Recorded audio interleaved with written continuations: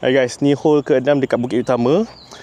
Dan kalau tengok macam narrow kan, ada pokok benda semua, tapi belah kanan dia akan buka sikit. So kalau korang fadekan bola ni, cantik. Okay, tapi janganlah fade sangat.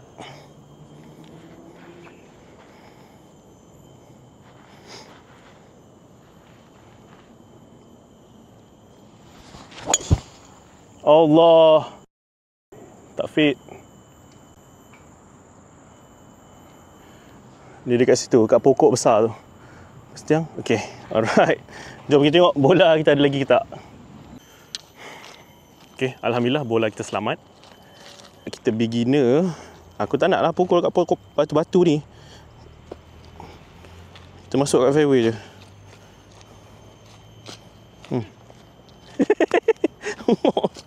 Okay, kat situ. Cantik. Second shot ni 100 meter, 105 meter lagi, naik macam 110 meter, tapi green dia sangat kecil, so kita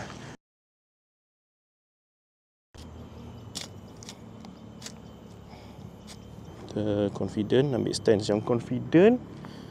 So bila dah confident, kita swing.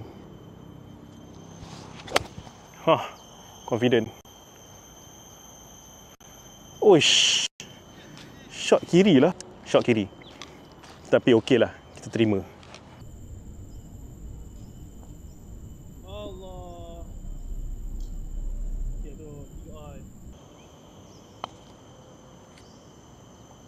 Yeah! 3 on 1 putt, par. So ni adalah hole ke-6. So kalau korang nak main dekat Bukit Utama dengan kita orang, ramai orang, dah 42 orang register. Link untuk join Dimples Game in bio. Ada makanan, ada fotografer, ada videographer.